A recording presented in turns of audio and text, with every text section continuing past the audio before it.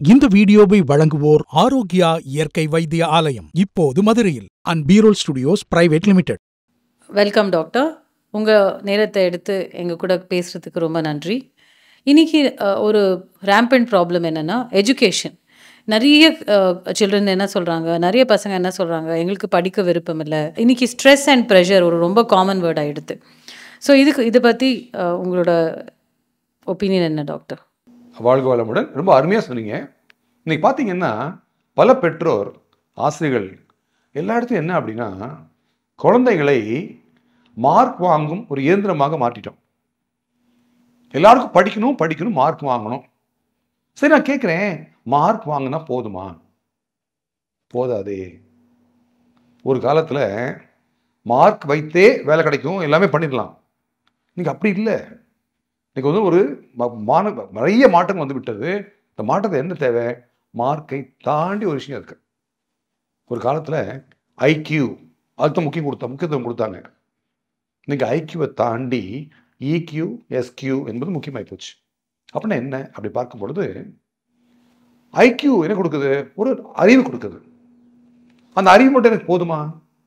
அந்த அறிவை எப்படி நான் பயன்படுத்துறது? நான் நாளைக்கு ஒரு வேலைக்கு போகிறேன், சமூக வேலை செய்கிறேன், 10 பேரை பார்க்க போகிறேன். அப்போ நான் அங்கே எப்படி என்னுடைய வாழ்க்கையை நடத்துவது?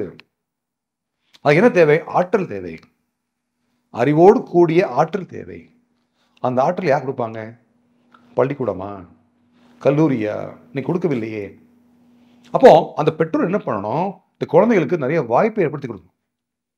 இப்போ சமுதாயத்தில் என்ன பண்ணுறாங்க? சின்ன குழந்தையா இருக்காங்க வச்சுக்கோங்களேன், எல்லாம் பொத்தியே வளர்க்குறோம். அங்கே போகாத, இங்கே போகாத, அங்கே போகாத.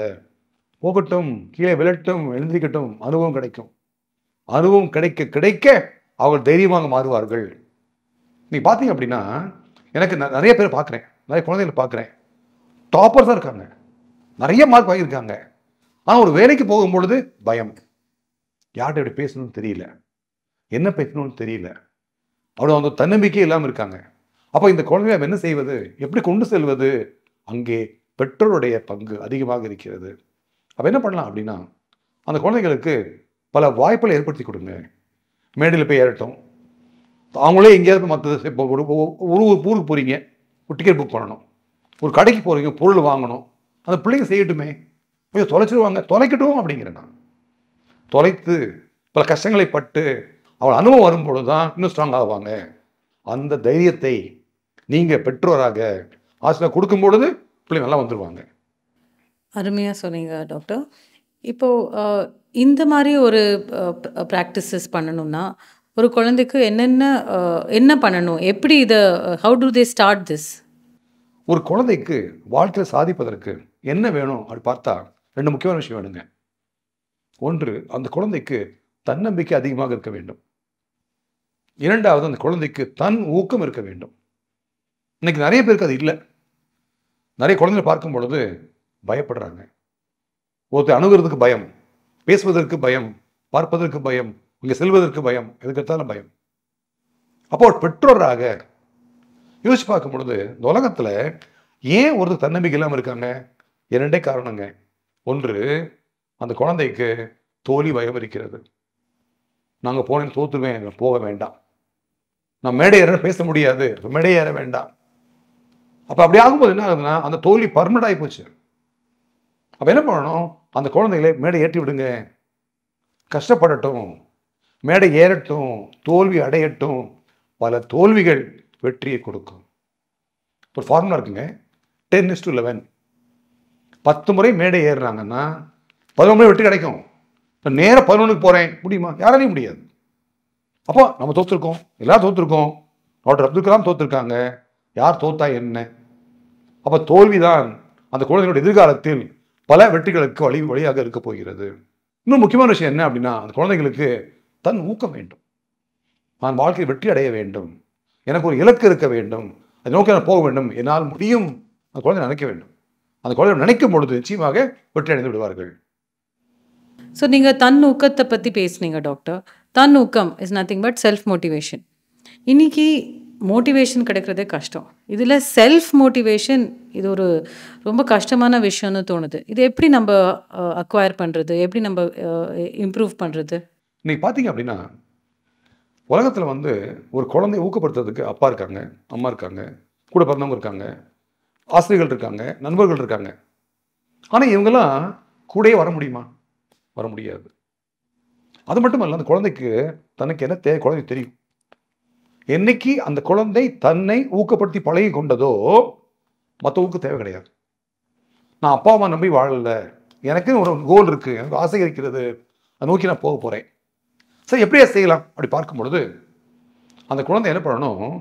ஒரு குறுகிய கால திட்டம், நீண்ட கால திட்டம், short term goal, long term goal. நான் அடுத்த ஒரு வருடத்தில் என்ன சாதிக்க வேண்டும், 5 வருடத்தில் என்ன சாதிக்கணும். சாதனை என்று சொல்லும் பொழுது உடனே நம்ம வந்து பணம், படிப்பு அப்படின்னு நினைக்க வேண்டாம். ஒரு கலையை கற்றுக்கொள்வது, ஒரு மொழியை கற்றுக்கொள்வது, இந்த இலக்கை அடைவது. அப்போ அடுத்த ஒரு வருஷத்துல என்ன செய்ய போறேன்? படிப்பும் இருக்கலாம், அதை தாண்டி மற்ற விஷயமும் சேர்த்துக்கலாம். அடுத்த 5 வருஷத்தை என்ன செய்ய போறேன்? அப்போ 1 year 5 years அதை முடிவு செய்துட்டு அதை நோக்கி அது குழந்தை ஓட வேண்டும். அப்போ வேற என்ன பண்ணணும்? தினசரி திட்டம். என்னுடைய தினசரி நான் காலை 5 மணிக்கு முடிக்க போறேன், 10 மணிக்கு படுக்க போறேன். என்னுடைய அட்டவணை போட்டு, டெய்லி அட்டவணை போட்டு 5 மணி 10 மணி வரைக்கும் என்ன செய்ய போறேன்? ரெண்டாக பண்ணணும். ஒன்று வார நாள், ஒன்று விடுமுறை நாள். அப்போ அதை அட்டவணை போட்டாச்சு, அம்மா அப்பாட்ட காட்டுறாங்க, சரி பண்ணியாச்சு, வீட்டை ஒட்டியாச்சு.